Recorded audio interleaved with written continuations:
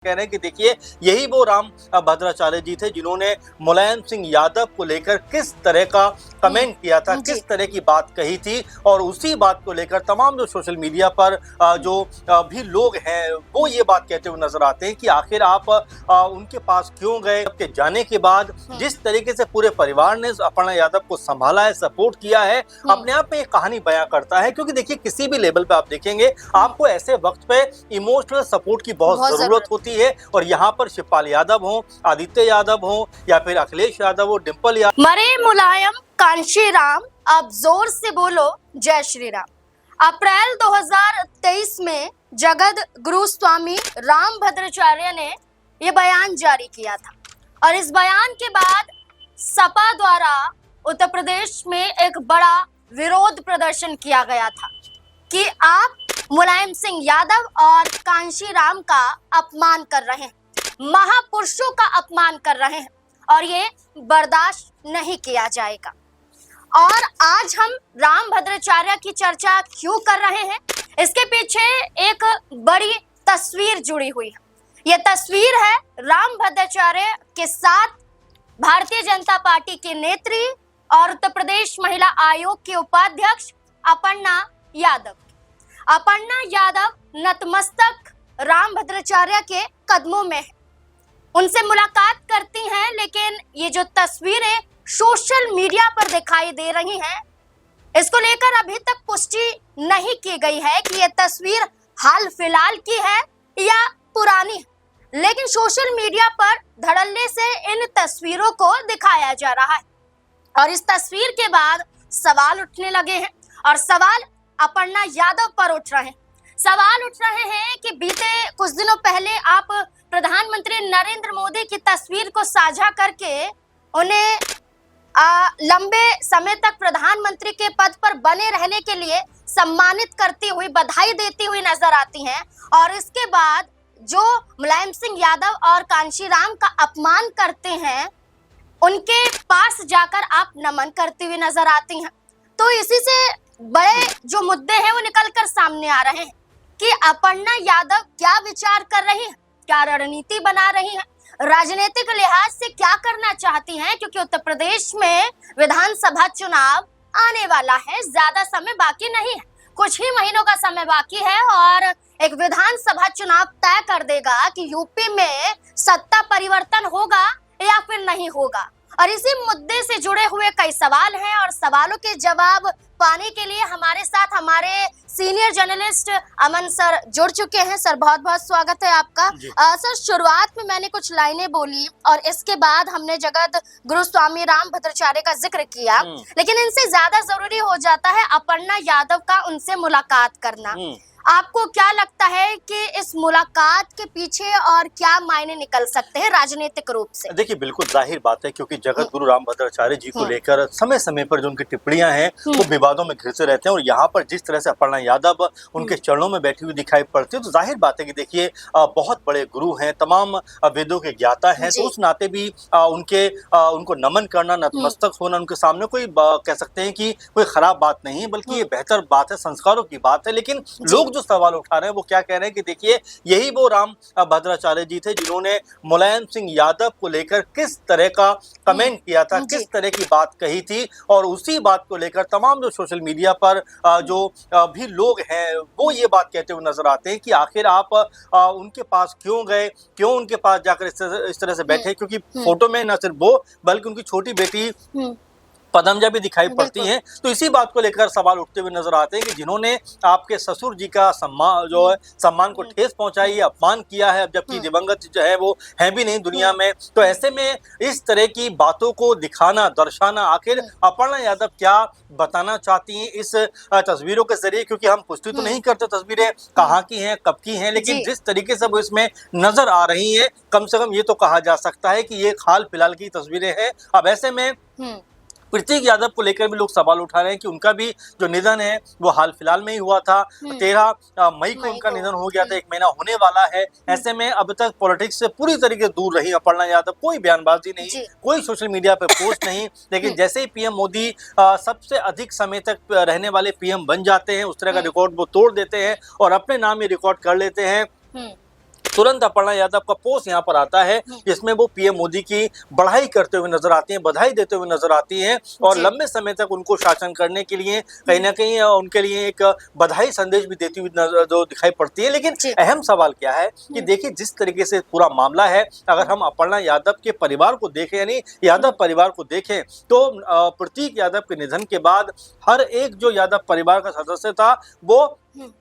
अपर्णा यादव के साथ में न सिर्फ खड़ा हुआ था बल्कि मजबूती के साथ में उनका साथ दे रहा था, उनके दुख को बांट रहा था। लेकिन अब जब अदिति यादव के ऊपर सोशल मीडिया पर कोई कमेंट किया जाता है तो जाहिर बात है कि उनको इस पे अपना मत रखना चाहिए। और वैसे भी देखिए, अगर हम उस लिहाज से भी देखें कि वो महिला आयोग की उपाध्यक्ष है उत्तर प्रदेश की, तो जाहिर बात है कि उनको इस तरह से भी अपनी बात को रखना चाहिए था कि भाई जो भी हो, लेकिन वो परिवार तो एक है ही, लेकिन किसी बेटी का अपमान अगर इस लेवल पर जाकर हुआ है तो अपर्णा यादव को अपना पक्ष रखना चाहिए था। लेकिन उस पर कोई अच्छा सर, यहाँ पर एक और सवाल आता है। ये सवाल आता है कि अपर्णा यादव क्या अपने चाहने वालों, अपने समर्थकों को गुमराह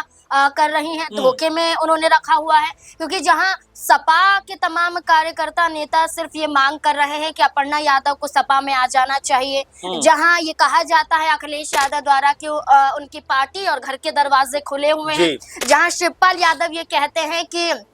अपर्णा यादव में यादव परिवार के संस्कार अभी भी मौजूद हैं और अपर्णा यादव का जो साथ है वो बीजेपी नहीं दे रही है, वो हमारे साथ आती हैं तो सम्मान पूर्वक उन्हें सपा में लाया जाएगा। तो जब हर कोई ये कह रहा है और अपर्णा यादव प्रतीक यादव के निधन के बाद कभी अखिलेश यादव से बंद कमरे में मुलाकात करती हैं, घंटों तक ये मुलाकात होती है, इसके बाद 13वीं के दौरान भी अखिलेश यादव का सम्मान करती हुई देखी जाती है, जब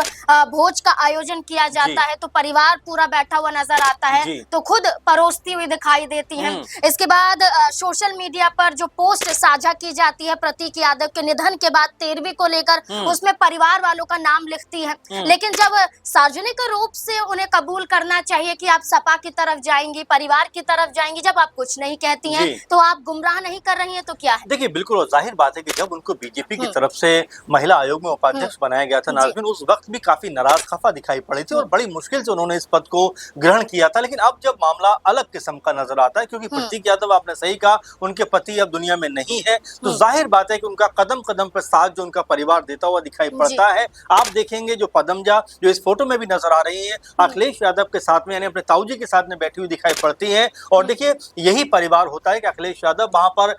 इतने बड़े नेता होने के बावजूद बच्ची के साथ में बैठकर उसका दिल बहलाने की कोशिश करते हैं, चॉकलेट उसको देते हैं और जब उससे वो चॉकलेट नहीं खुलती है तो बाकायदा खोल के भी देते हैं। उसके बाद आप देखेंगे डिम्पल यादव